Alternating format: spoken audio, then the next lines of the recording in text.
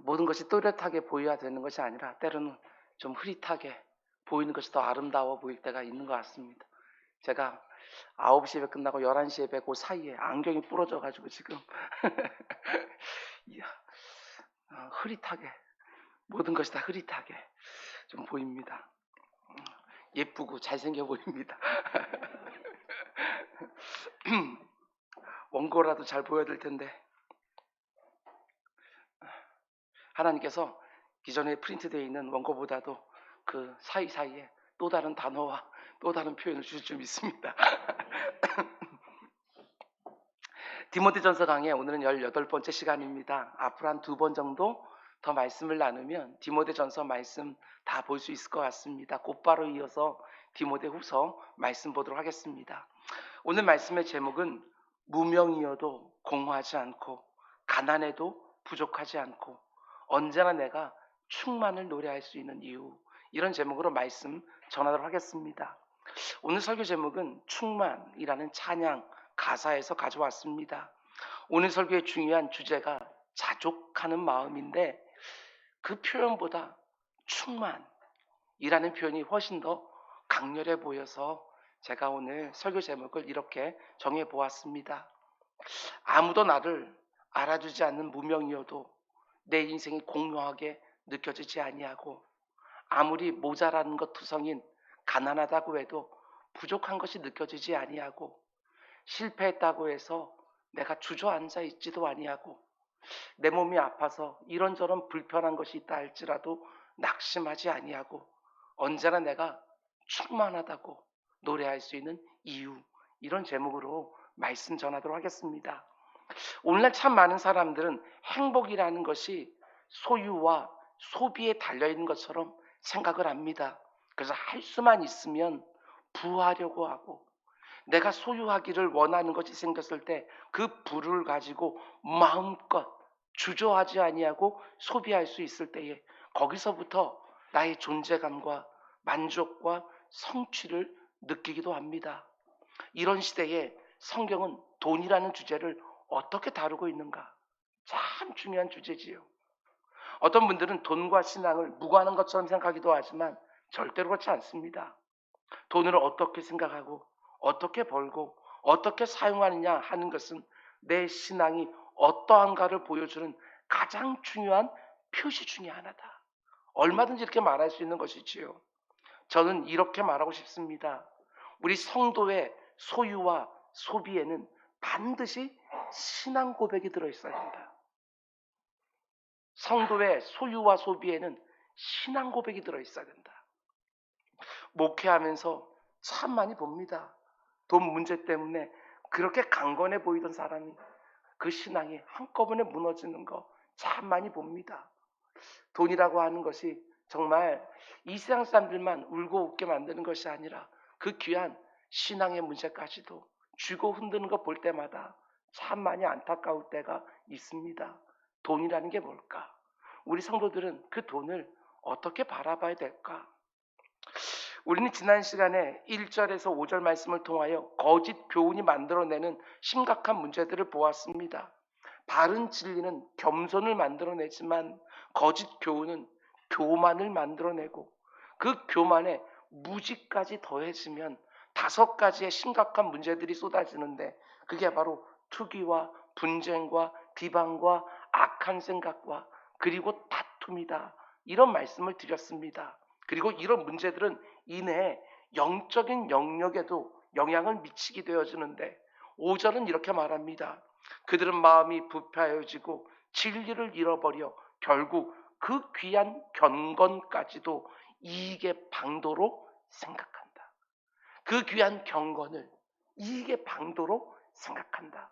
지금 디모데가 목회하고 있는 에베소 교회 안에 거짓 교인이 들어와서 성도들의 신앙을 왜곡시키니까 어떤 결과가 생깁니까?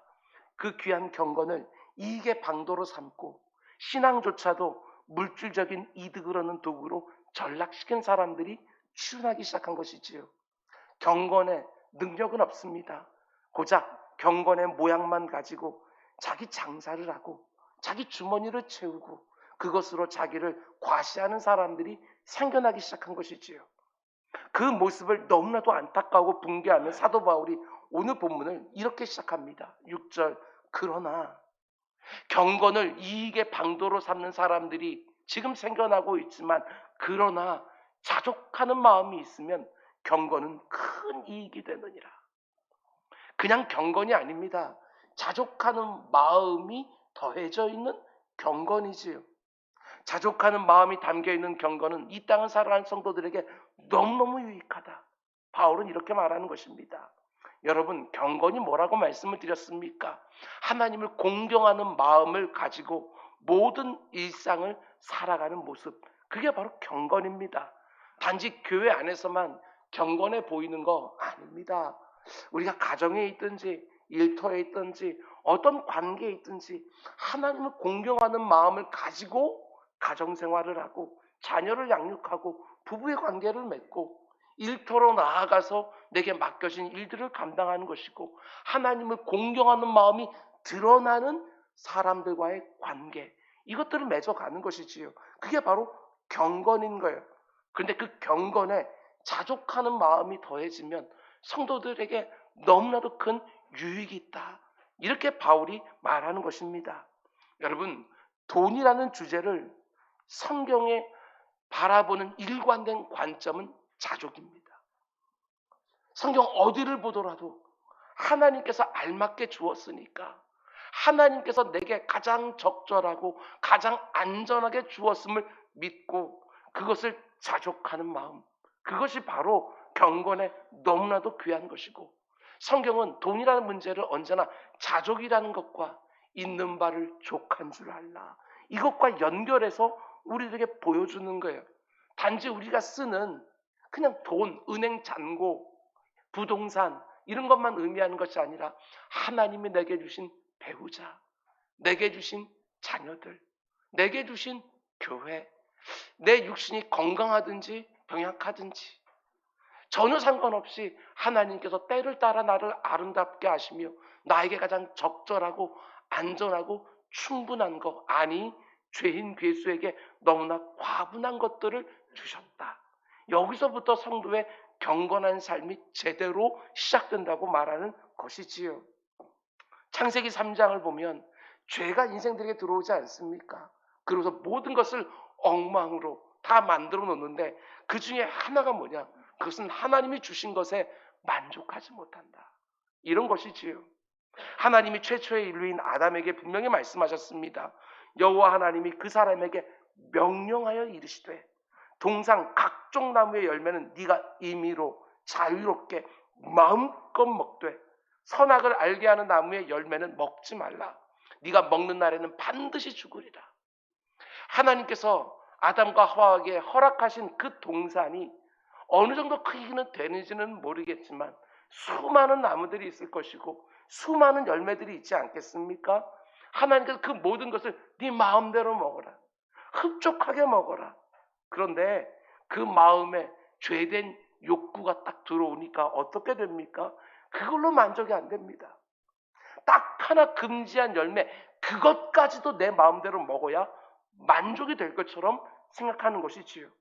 하나님 너무나도 풍성하고 충분한 것을 주셨는데, 아니 과분한 것을 주셨는데 거기에 만족하지 못하고 하나님이 허락하지 않은 그 딱 하나, 그것까지 더 가지고 싶어 하는 거예요. 하나님을 공경하는 마음이 절대로 아닙니다. 이게 경건의 모습이 절대로 아닌 것이지요. 야, 이 정도면 됐다, 이 정도면 충분하다, 아니 나 같은 죄인에게 하나님께서 과분하게 주셨다, 이런 만족을 잃어버리고 조금 더 많은 돈, 조금 더 높은 자리 끝없이 추구하고 그게 채워지지 않으면 도무지 행복을 느끼지 못할 것처럼, 죄가 들어와서 사람들의 심령은 이렇게 엉망으로 만들어 놓은 거예요. 아닙니다. 그렇지 않습니다. 하나님을 공경하는 마음이 모든 일상의 자리에 드러나는 그 경건 위에 하나님이 나 같은 죄인에게 과분한 것을 주셨다고 하는 감사, 하나님이 나에게 가장 적절하고 충분한 걸 주셨다는 신뢰가 만들어내는 만족, 이런 자족하는 마음이 더해지게 되면 여러분과 제가 이 땅을 살아가는 동안 너무너무 큰 유익이 있다, 이렇게 말하는 것이지요. 여러분, 입으로만이 아니라 정말 경건하게 모든 일상에서 모든 일들을 감당하며 살기를 원하십니까? 그렇다면 반드시 하나님이 지금 내게 주신 것들에 자족하는 마음이 꼭 더해져야 된다. 이렇게 말하는 것이지요. 자족하고 감사하고 만족하는 마음이 없이 어떻게 하나님을 공경하겠습니까? 하나님을 늘 쓴소리를 내어놓을 수밖에 없는 것이지요. 그럼 성경이 말하는 자족하는 마음은 도대체 어떤 것이냐? 이 개념 정리부터 해야 되지 않겠습니까? 단지 이 세상이 말하는 그 자족, 지금 이 성경이 쓰여지고 있을 때 헬라 철학 역시도요, 이 자족이라는 개념을요, 굉장히 고귀한 개념으로, 굉장히 고귀한 삶의 자세로 그들도 알고 있었습니다. 그런데 성경이 말하는 자족과 다릅니다. 이 세상은 더 많이 갖기를 원하고 더 높은 자리에 올라가고 싶어하는 내 안에 있는 욕심을 적절한 테두리 안에 잘 가둬놓고 지금 있는 것을 족한 줄로 아는 그 정도가 성경이 말하는 자족이 아니라는 거예요. 성경이 말하는 자족이라는 것은 내가 예수 그리스도 안에 있다는 믿음에서 나오는 만족을 말하는 거예요. 모든 것에 충만하신 그 주님 안에 내가 있고 나를 사랑하시는 그 주님이 내게 뭐가 있어야 되는지, 얼만큼 있어야 되는지 나보다 더 잘 아신다고 하는 그 믿음, 때를 따라 그 필요를 채워주신다는 분명한 신뢰가 만들어내는 완벽한 만족, 그게 바로 성경이 말하는 자족이라는 거예요. 내 의지와 내 노력으로 내 안에 있는 욕심을 다스린다? 어림도 없습니다. 여러분과 저는 어머니 모태에서 나올 때부터 욕심꾸러기고 탐욕 덩어리예요. 나의 필요를 정확하게 아시는 그 하나님이 넉넉하게 공급해 주신다고 하는 그 믿음이 없이 자족할 수 있다? 그건 어림없는 일입니다. 사도 바울은 빌립보 4장에서 이렇게 고백하죠. 우리가 잘 아는 말씀입니다. 나는 비천에 처할 줄도 알고 풍부에 처할 줄도 알아. 모든 일, 곧 배부름과 배고픔과 풍부와 궁핍에도 처할 줄 아는 일체의 비결을 배웠노라. 사도 바울이 이런저런 경험을 다 해봤는데 때로는 궁핍할 때도 있었고 모든 것이 풍성할 때도 분명히 있었던 것 같습니다. 그런데 그때마다 이것들이 내 인생을 주관하는 게 아니구나. 이것들이 있다고 해서 행복하고 이것들이 없다고 해서 불행한 것이 절대로 아니구나. 내가 예수 그리스도 안에 있다고 하는 것들이 나에게 진정한 만족과 행복을 주는구나. 이걸 배웠다는 거예요. 그러면서 이런 고백을 쏟아냅니다. 내게 능력 주시는 자 안에서 내가 모든 것을 할 수 있느니라. 사도 바울이 자족할 수 있는 이유가 뭐라고 말합니까? 내게 능력 주시는 자 안에 있기 때문에 내가 못할 것이 없다. 모두가 다 그렇게 생각해요. 내가 이 일을 하고 싶은데 이만큼은 필요하지 않나. 늘 이렇게 생각하지만 이 일을 하고 싶다는 것도 하나님께서 주신 것이고 그 마음을 하나님께 주셨다고 한다면 거기에 필요한 능력과 자원도 하나님이 주시리라. 이 믿음을 가지고 있으니까 부족하지가 않은 거예요. 내가 뭔가를 할 수 있는 자원과 능력을 다 가지고 들어가는 자족이 아니라 나의 자원이 되신다. 하나님께서 나의 능력이 되신다. 나의 도움이 되신다. 그 주님 안에 내가 있다 하는 믿음이 있으니까 내 삶에 필요가 생길 때마다 하나님께 구하고 찾고 두드릴 때에 하나님은 구하는 것을 주시고 찾는 것을 찾게 해주시고 닫힌 것을 열어준다고 분명히 신뢰하니까 부족한 것이 없는 거예요. 모든 것에 충만한 것이지요. 내가 꼭 유명해질 필요도 없고 내가 꼭 부유해질 필요도 없고 꼭 건강해져야 될 필요도 없고 모든 것에 충만하신 그분 안에 내가 있으니까 포도나무에 붙어있는 가지처럼 그분에게 모든 자원들이 양분들이 올라올 것을 내가 믿으니까 있는 것에 족한 줄로 알고 늘 충만하다고 고백하면서 하는 것이지요. 자녀를 양육하고 직장을 다니고 사업을 하면서 뭔가가 부족하고 모자란다고 해서 하나님을 공경하는 경건한 일상을 포기하지 않습니다. 때를 따라 이른 비와 늦은 비를 내려주시는 하나님의 틀림없는 공급하심을 믿고 살아가는 거예요. 여러분과 제가 모든 것을 다 쌓아놓고 모든 것에 충만할 필요가 없는 것이지요. 모든 것에 충분하신 그 주님 안에 내가 들어있으니까 내 필요를 아시는 주님이 때를 따라 공급해 주시는 것을 내가 믿으니까 내 사랑하는 하나님께서 나를 때를 따라 아름답게 하신다는 것을 내가 믿으니까 내가 비천에 있든지 풍부에 있든지 크게 염려하고 크게 두려워하지 않습니다. 그게 바로 성경이 말하는 자족하는 마음이라는 거예요. 결국에는 믿음의 문제지요. 자족하는 마음은 반드시 믿음에서 나오는 것입니다. 여러분, 우리가 예수님을 믿기 전에는 내가 내 인생을 스스로 책임져야 되니까 당연하지요. 내가 손만 딱 뻗으면 얼마든지 줄 수 있는 곳에 많은 것을 쌓아놓으려고 생각을 했습니다. 그런데 주님 안에 내가 있고 내 안에 주님이 계신다는 게 믿어지니까 내 곁에 꼭 많은 것을 잔뜩 쌓아놓지 않아도 쉽게 요동하지 않는 것입니다. 필요할 때 그분이 도와주시고, 필요할 때 그분이 공급해 주실 것이고, 필요할 때 그분이 책임져 주신다는 것을 삶을 살아가면서 계속해서 경험하기 시작하니까 분명히 모자라고 부족한 것이 눈에 보이는데도 그게 내 탄식과 염려의 제목이 되지 않는 거예요. 그 순간에도 충만을 노래할 수 있는 거예요. 뭔가가 부족해서 함께 구하고 있는 가운데 속에서도 하나님께서 내가 구하는 것보다 더 능한 것을 주신다고 하는 그 믿음이 있으니까, 아직은 채워지지 않았지만 채워질 것을 믿으니까 그 가운데 먼저 감사함으로 받은 줄로 알고 기도하는 믿음과 관계되어 있는 거예요. 예수 그리스도로 말미암는 자족함, 내 사랑하는 주님이 내 필요를 반드시 채워주시리라. 자녀들이 쓸 수 있는 것까지 다 쌓아놓아야 그 가운데 속에 이만큼 하면 되지 않았나 생각하는 것이 아니라, 내 사랑하는 자녀들의 쓸 것도 내 사랑하는 주님이 채워주시리라, 이 믿음을 가지고 있으니까 그 믿음이 이 땅을 경건하게 살려고 할 때 얼마나 도움이 되는지 몰라요. 여러분과 제 안에 예수 그리스도로 말미암는 자족함, 예수 그리스도 안에 내가 있다는 믿음에서 나오는 그 신비한 충만이 꼭 주어지게 되기를 주님으로 축원을 드립니다. 그러나 여러분, 오해는 하지 마시기 바랍니다. 우리가 믿는 기독교는 자족을 가리키지만 가난해야 된다고 말하지는 않습니다. 늘 낮은 자리에서 섬기라고 성경은 가르치지만 우리가 비천한 자리에 꼭 있어야 된다, 이렇게 가르치지 않습니다. 하나님이 내게 주신 분깃에 충분히 내가 감사하고 만족하는데도 하나님이 때로는 내게 많은 재물을 맡겨주실 때가 있지요. 그래서 이 세상이 말하는 부자로서 살 수도 있습니다. 지금 내가 서 있는 자리에 충분히 감사하고 지금 내가 하고 있는 일에도 충분히 만족하면서 내가 살아가고 있는데, 하나님이 어떤 특별한 목적을 가지고 모든 사람이 다 가고 싶어하는 근사한 자리에 나를 앉혀줄 수도 있습니다. 자족이라는 말이 가난해야 된다, 비천한 자리에 있어야 된다 하는 말이 아니라는 것입니다. 하나님은 자신의 선한 계획 가운데 다양한 부름으로 성도 한 사람 한 사람을 세우시는 거예요.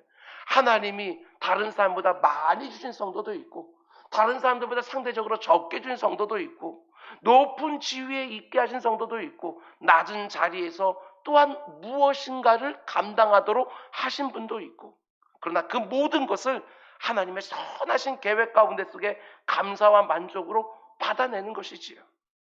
나를 가난하고 낮은 자리에 부르셨다고 해서 하나님 왜 저 사람은 저 자리에, 왜 나는 이 자리에 하고 불평하고 원망하는 것이 아니라, 나를 부하고 높은 자리에 앉히셨다고 해서 그걸 나의 수고나 나의 열심이나 노력으로 보는 것이 아니라, 그렇게 다양한 부르심 안에 하나님의 특별한 의도와 목적이 있다는 것을 온전히 인정하는 것이지요.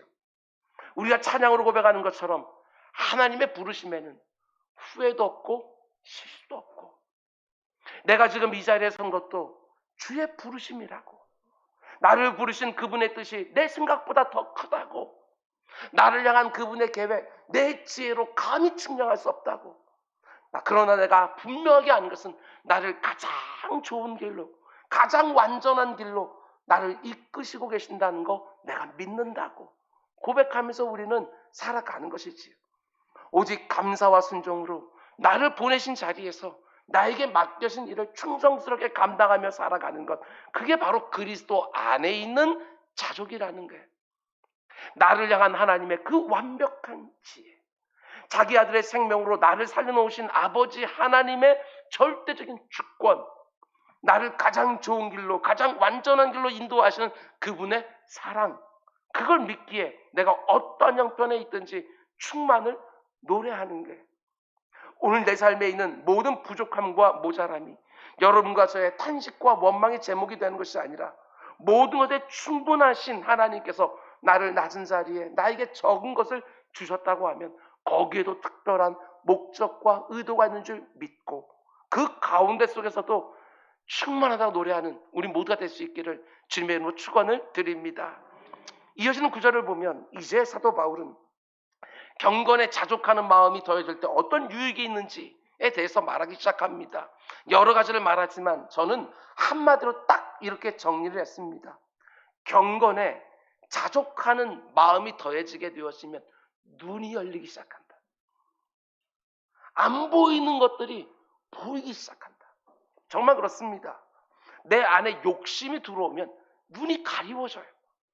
그래서 봐야 될 것을 보지 못하는 게 뭐가 진짜 중요한지 어떤 것들은 그냥 툭툭 치고 갈 수 있는지 이게 보이지가 않아요. 욕심이 들어오면.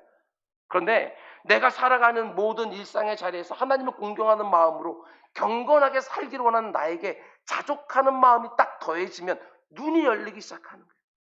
특별히 뭐가 보이기 시작하느냐? 인생이 무엇인지.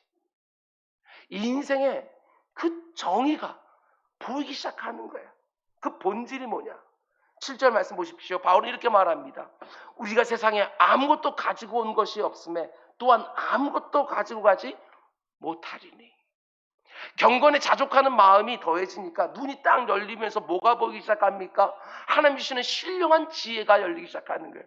지금 내가 살고 있는 이 세상과 앞으로 내가 들어가게 될 저 세상이요, 연결된 부분도 보이고 단절된 부분도 보이게 되었는 거예요.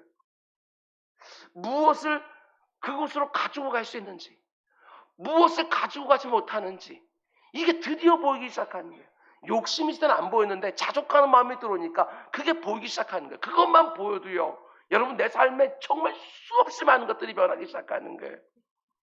가치의 문제도 바뀌게 될 것이고 우선순위의 문제도 바뀌게 될 것이고 어떤 것을 판단하고 선택하고 결정할 때에도 그 기준도 달라질 것이고 어디에 더 집중해야 되는지 어떤 것들은 흘려보내도 되는지 이런 것들을 다 보게 되었으면 눈이 열리니까 여러분과 제가 이 세상을 살다가 하나님이 허락한 시간이 다 끝나서 하나님이 내 이름을 부르실 때 어떤 일이 벌어집니까?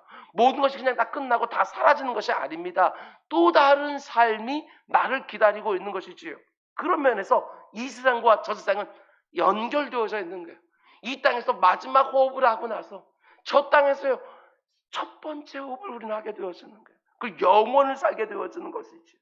그러나 이 세상에서 내 생명이 끊어질 때 완전히 단절되는 것들도 있지 않습니까?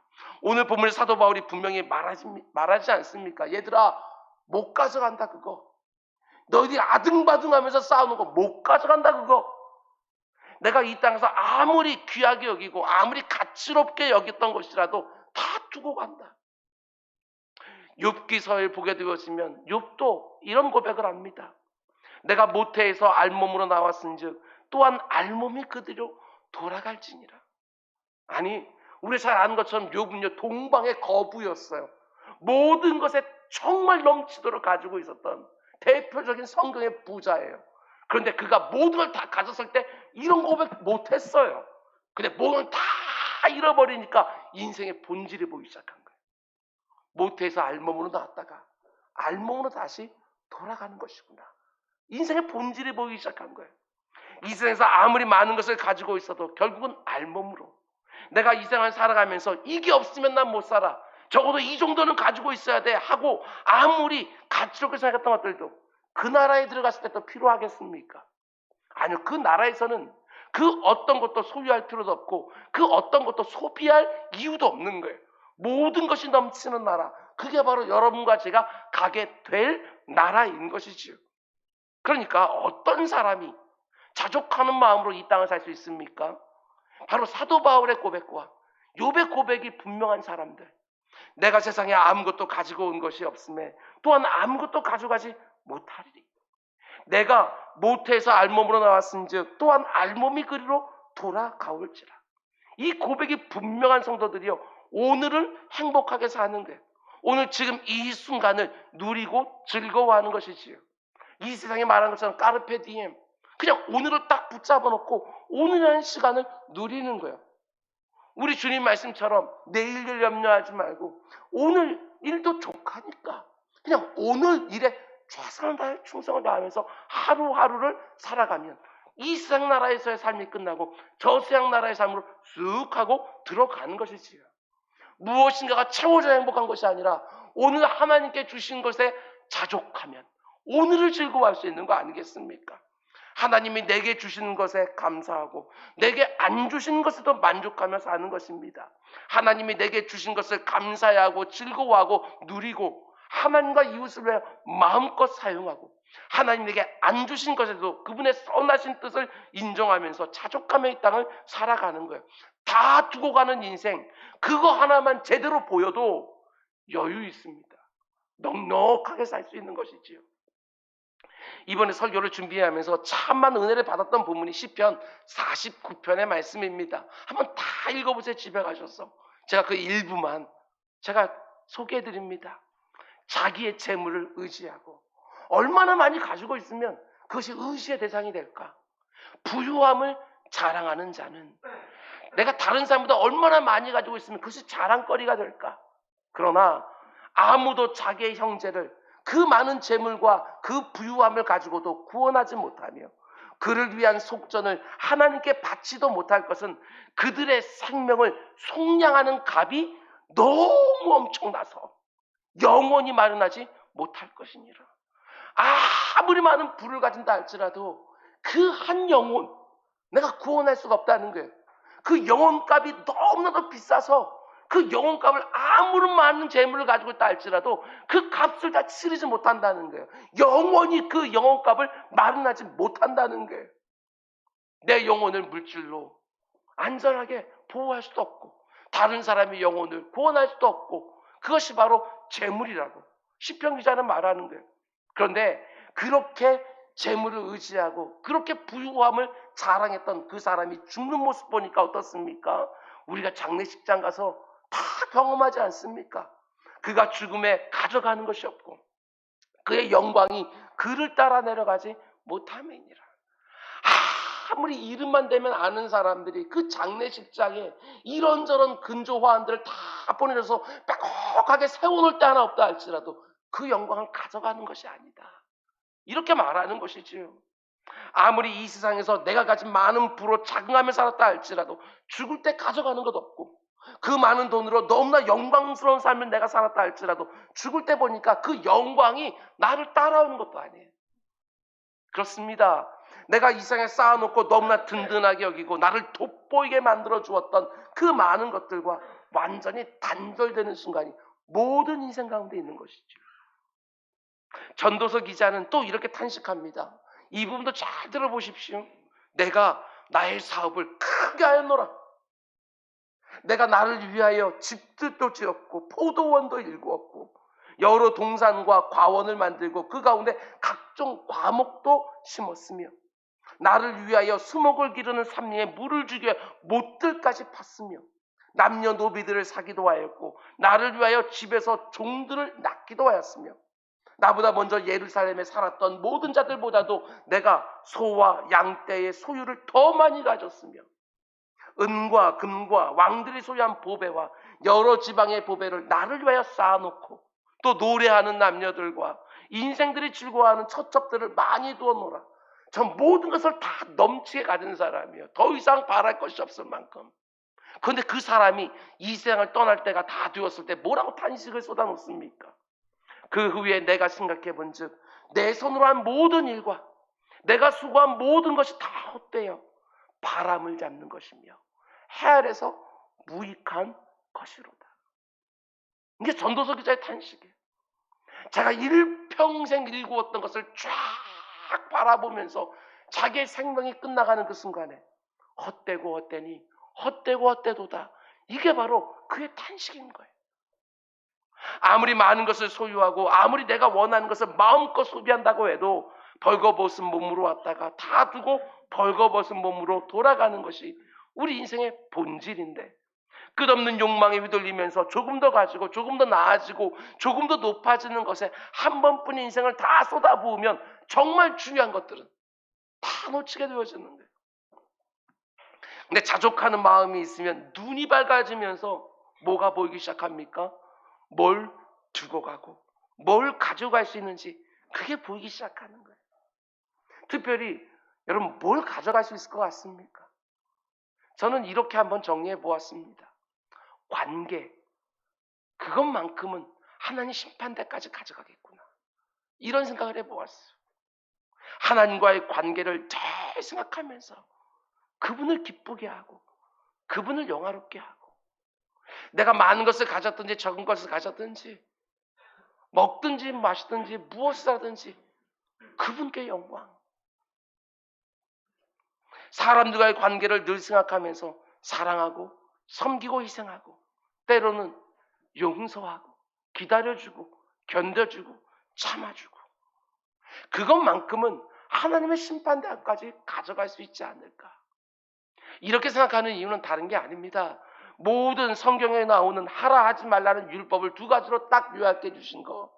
하나님을 전심으로 사랑하고 이웃들을 내 몸처럼 사랑하고 이 사랑의 모든 계명들이 다 들어있는 것처럼 내가 하나님을 사랑하기 때문에 했던 모든 것들, 내가 이웃들을 사랑하고 섬기기 위해서 했던 모든 것들, 그것만큼은 하나님께서 물 한 잔 대접한 것도 잊지 않으시는 그 하나님께서 그 심판대 앞에서도 꺼내놓으시면서 네가 잘 살았구나 이렇게 말해주지 않을까.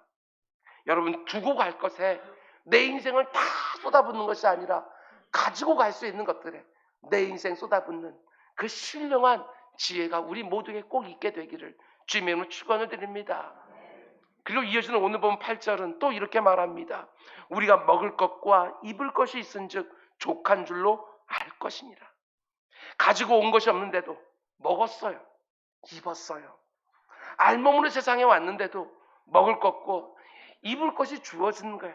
그 자체만으로도 얼마나 감사하냐 이렇게 말하는 것이고, 물론 이렇게 반문하는 분들이 있을 수 있습니다. 먹을 것과 입을 것만 있으면 되냐, 우리 인생 가운데 필요한 것이 얼마나 많은데 고작 먹을 것과 입을 것 그 기본만 있다고 해서 우리가 어떻게 만족하며 이 땅 살 수 있느냐 이렇게 말하기도 하지만 아닙니다. 성경의 표현을요 오해하는 거예요. 여기 나오는 먹을 것과 입을 것은 우리가 생각하는 것보다 훨씬 더 포괄적인 개념인 거예요. 내가 일상을 살아가는데 필요한 모든 것, 그것이 먹을 것과 입을 것 이렇게 표현되어 있는 거예요. 한 인격이 이 땅을 살아가면서 그 존영이 유지되어지는 데 필요한 적절한 것들, 그게 바로 먹을 것과 입을 것이라는 표현인 거예요. 우리 주님 이 땅에 계실 때 이렇게 말씀하셨습니다. 오늘 있다가 내일 아궁이에 던져지는 그 보잘것없는 들풀도 하나님이 이렇게 아름답게 입히시는데 하물며 너일까 보냐. 그러면서 먹을 것, 마실 것, 입을 것 염려하는 자들에게 이 믿음이 작은 자들아 이렇게 말하는 거예요. 염려하여 이르기를 무엇을 먹을까 무엇을 마실까 무엇을 입을까 하지 마라. 너희 하늘 아버지께서 이 모든 것이 너에게 있어야 할 줄을 아시느니라. 아버지 하나님이 자기 아들의 생명까지 내어주시고 구원했는 너희들 성도들 먹을 것 입을 것 마실 것 안 주겠느냐? 너희들의 필요가 뭔지 알지 못하겠느냐? 너희들의 사치를 만족시켜주고 너희들의 탐욕을 만족시켜주지 않는다 할지라도 너희들의 꼭 있어야 되는 것들 그건 하나님이 다 챙겨주니까 염려하지 마라 이렇게 말씀해 주시는 거예요. 여러분 잘 들으시기 바랍니다. 무엇을 더 주신데도 뜻하신 바가 있는 것이고 무엇을 덜 주신데도 뜻하신 바가 있는 줄 믿고 모든 것이 족한 줄 알고 살아가라는 것이지요. 많이 주셨으면 많은 것을 요구하실 것이고 적은 것을 주셨으면 적은 것을 요구하실 것이고 한 달란트 받은 사람에게 5달란트 남기라고 요구하시는 법도 없고 5달란트 받은 사람이 1달란트 자신만만하게 가져왔다고 해서 그것을 칭찬하는 법도 없으시고 1달란트 받은 자에게 1달란트 남기면 착하고 충성된 종아 5달란트 받은 사람이 2달란트 3달란트 남겨도 악하고 게으른 종아 책망하시는 주님이셔요. 많은 것을 주셨든지 적은 것을 주셨든지 나에게 꼭 맞는 것으로 주신 줄 믿고 그것으로 하나님 영화롭게 하고 내 곁에 있는 사람들 복되게 하며 살아가는 우리 모두가 꼭 될 수 있기를 주님의 이름으로 축원을 드립니다. 여러분 근데 여러분과 제가 어떨 때가 많습니까? 아무것도 못 가지고 가는데 아무것도 가져온 것도 없고 너무 잘 알면서도 우리가 어떨 때가 많습니까? 부하고 싶은 거예요. 아무것도 못 가지고 간다는 거 아는데도 부하고 싶은 거예요. 나는 안 그런 것처럼 시치미를 딱 잡아 떼지만 소유하고 싶은 거 마음껏 소비하며 살고 싶은 것이지요. 어머니 모태에서 나올 때부터 우리 인생 안에 부하려고 하는 욕심이 있다는 것을 잘 아시는 하나님께서 이렇게 경고하십니다. 9절, 부하려 하는 자들은 시험과 올무와 여러 가지 어리석고 해로운 욕심에 떨어지나니 곧 사람으로 파멸과 멸망에 빠지게 하는 것이다.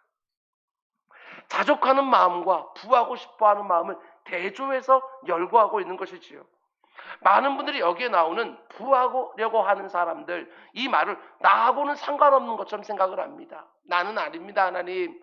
나는 그렇게 큰 부자가 되기를 원하는 것이 아닙니다. 나하고 상관없는 얘기하지만 그렇지 않습니다. 여기서 말하는 부하려고 하는 사람들은 하나님이 허락하신 것에 만족하지 못하는 사람들.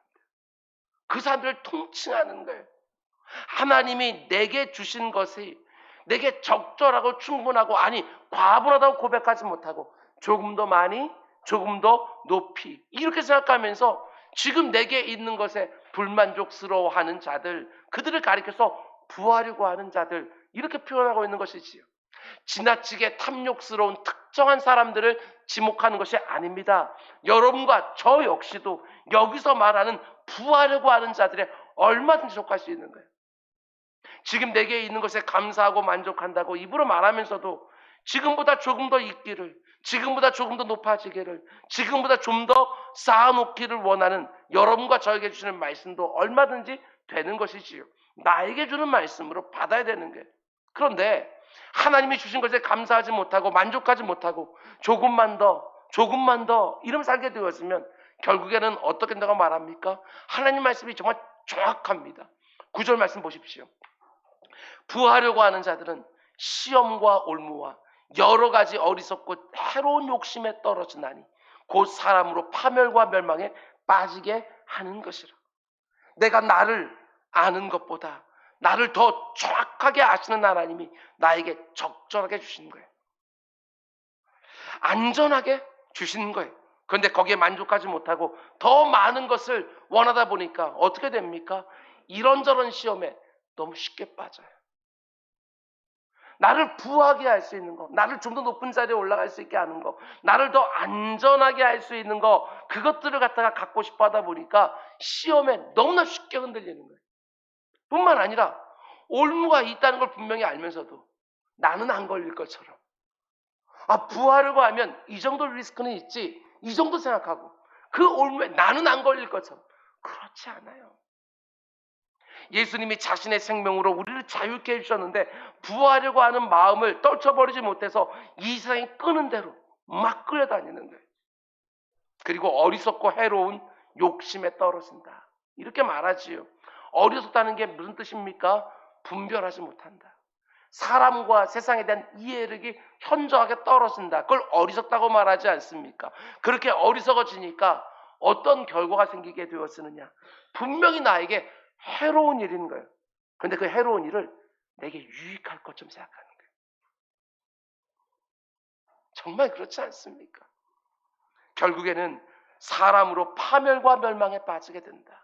부하려고 하는 마음이 결국에는 그 사람을 파멸과 멸망에 빠뜨리는 거예요. 이게 얼마나 안타까운지 모르겠어요. 사람들이 왜 부하려고 합니까? 뭔가를 얻고 뭔가를 이루기 위해서 부하려고 하지요. 그런데 그 결국에는 뭔가를 얻고 뭔가를 이루기는커녕 다 잃는다, 다 잃어버린다, 이렇게 말하십니다. 잘 들으셔야 됩니다. 부하려고 하는 마음 때문에 나의 정직성과 도덕성이 흐트러지는 것은 말할 것도 없고, 내 곁에 마땅히 사랑해야 되는 사람들을 잃어버리는 것은 말할 것도 없고, 심지어 신앙까지도 흔들리는 거예요. 경건에 이르기를 원하는 그 마음까지도 놓쳐버리는 것이지요. 하나님을 섬긴다고 말하면서도 돈을 섬기는 자리에 떨어지게 되어지고, 하나님과 돈을 겸하여 섬길 수 없다고 우리 주님께서 그렇게 거듭거듭 그렇게 말씀하셨는데도 불구하고 그 부하려고 하는 마음이 하나님을 자꾸 뒤로 밀쳐내고 돈이 점점 나의 주인이 되어가는 이런 모습이 얼마나 많은지 몰라요. 예수 그리스도 한 분이면 나는 충만하다고 그렇게 고백하면서도 아니 예수 그리스도는 내게 기본으로 있는 것이고 그 위에 내가 마음껏 소비할 수 있는 소유를 달라고 그게 안 되면 너무나도 불행한 것처럼 너무나도 억울한 것처럼 그렇게 말하는 경우들이 얼마나 많은지 몰라요. 경건을 잃어버리는 거예요. 내 눈이 경건한 마음으로 자족하는 마음으로 열려져서 이 생에 말하는 대로가 아니라 우리 주님 말하는 대로 살고 많은 부를 쌓아놓고 사람들에게 떵떵거리며 사는 것이 이 세상이 아무리 성공이라고 말을 한다 할지라도 아니라고 다른 사람들을 유익하게 하고 섬기고 희생하고 낮아지는 것이 정말 제대로 사는 것이라고 이렇게 말하면서 우리가 살아야 되는데 부하려고 하는 마음에 휘둘리기 시작하면서 눈이 어두워지고 지극히 어리석어지다가 시험을 분별하지 말고 못하고 쉽게 빠지고 올무를 빤히 보면서도 스스로 발을 쑥쑥 집어넣고 그러면서 파멸과 멸망으로 빠지게 되어지는 모습 많습니다. 얼마나 많은지 모릅니다. 자족하는 마음은 아무리 적은 것을 가지고도 감사와 만족케 하는 길로 우리를 인도하지만 부하려고 하는 마음은 시험과 올무에 걸리게 하고 여러 가지 어리석고 해로운 욕심을 만들어서 결국은 내 영혼을 망하게 하는 것이지요. 아니 부하려고 하는 마음이 이렇게 위험한 것입니까? 누구나 다 욕망이라는 것이 마음속에 다 있지 않습니까? 목회하면서도 욕망이라는 것이 있고 그 가운데 속에 살아가면서 사업하면 욕망이라는 것들이 있고 직장생활하고 자녀를 양육하면서도 운동을 하면서도 욕망이라는 것이 있는데 아니 그런 것이 잘못된 것입니까? 아니 그게 아니라 하나님의 주권을 인정한다고 하면서도 하나님께서 내게 주신 분깃이는데 그 분깃에 모자란다고 스스로 생각하기만 하면 이내 불평이 쏟아지는 것. 하나님께서 분명히 첫째 날부터 여섯째 날까지 만나를 거두지만 일곱째 날 거두지 말라라고 분명히 말씀하셔도 그 일곱째 날까지도 뭔가를 거두고 싶어하는 그 마음들이 만들어내는 파멸과 멸망 그걸 말하는 거예요. 다 잃어버린다는 게 무슨 말이에요? 이 세상에서 내가 물질을 다 잃어버리고 건강을 다 잃어버리고 다 실패한다 이런 의미가 아니라 다 잃어버린다는 것은 예수 그리스도를 잃어버린다는 거 그걸 다 잃어버렸다고 말하는 거예요. 그게 파멸이고 그게 멸망이라고 말하는 것이지. 모든 것을 다 배설물처럼 버린다 할지라도 예수 그리스도 한 분만 얻을 수 있다고 한다면 나는 모든 것에 충만한 자라고 이렇게 고백하며 살기를 기대하시는데 예수 그리스도 한 분으로는 안 되고 거기에 뭔가가 더 더해져야 되는 게 망하는 것이지요. 사도 바울은 분명하게 말합니다. 10절 돈을 사랑함이 일만하게 뿌리가 되었습니다. 돈을 사랑하는 것이요 모든 악의 근원이다 이렇게 말하는 게 아니에요. 그러나 틀림없는 사실은 돈을 사랑하는 마음이 내 안에 들어오기 시작하면 모든 악들이 들어오는 문이 열리기 시작합니다. 일만악 해를 수 없는 악이 들어오는 문이 열리기 시작하는 거예요. 부하려고 하는 그 마음 가운데 하나님께서 내게 주시는 것을 하나님께서 원하시는 방식으로 잘 사용하는 것을 즐거워하는 것이 아니라 더 있지 않으면 다오다오하면서 그 가운데 내 탐욕을 만족시키려 하게 되어지면 정말 내 영혼의 빗장이 쫙 열리면서 온갖 헤아릴 수 없는 악과 죄가 막 쏟아들어오기 시작하는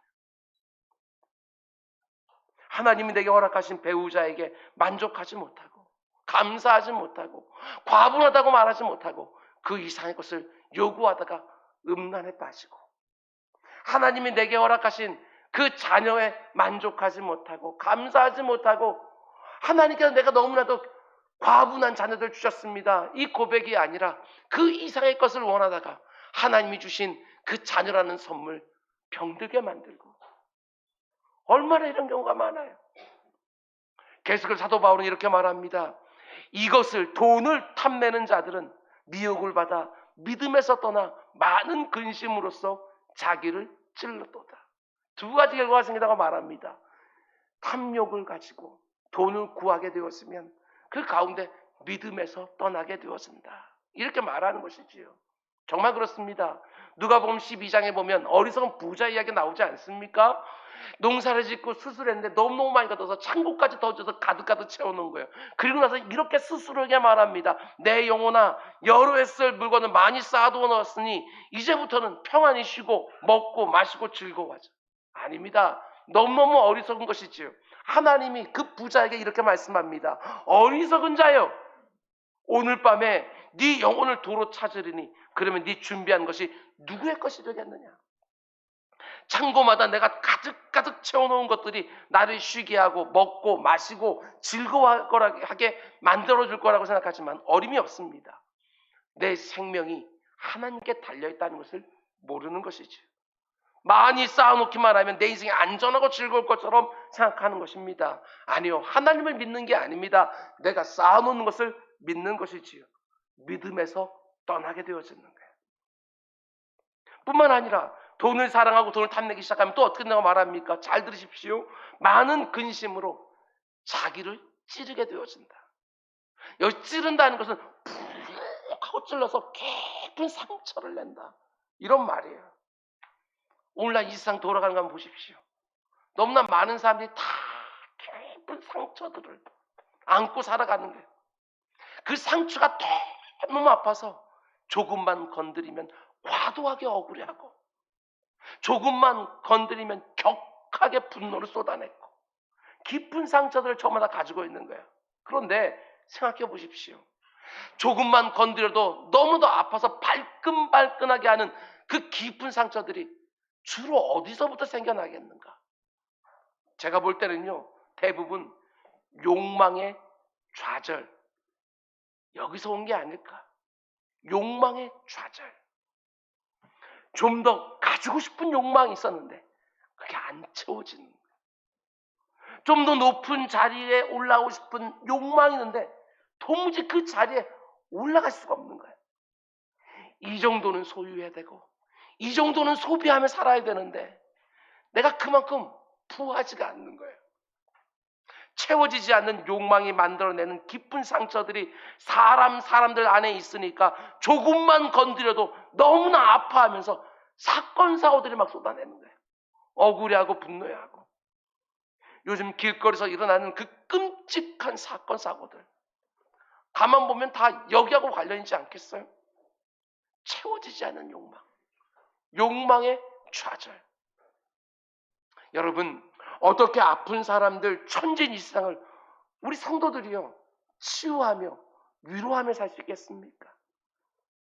그리스도 안에서 모든 것을 할 수 있다고 믿음으로 고백하는 성도들이 적은 것을 가지고도 너무너무 행복해하고 그 적은 것도 나누려고 하고 섬기려고 하고, 낮은 자리에 있으면서도 세상 사람들 눈으로 너무 비천해 보이는데 너무나도 고상하게 살고, 남다른 소유와 소비로 즐거워하는 것이 아니라 비천해 보여도 크게 염려하지 아니하고, 풍부에 처해도 그것으로 과시하려 하지 아니하고, 늘 감사와 만족을 쏟아내며 사는 그 일상이 이렇게 욕망을 못 채워서 안달난 이 세상을 위로하고 격려하고 치유하는 유일한 방법이 아닐까.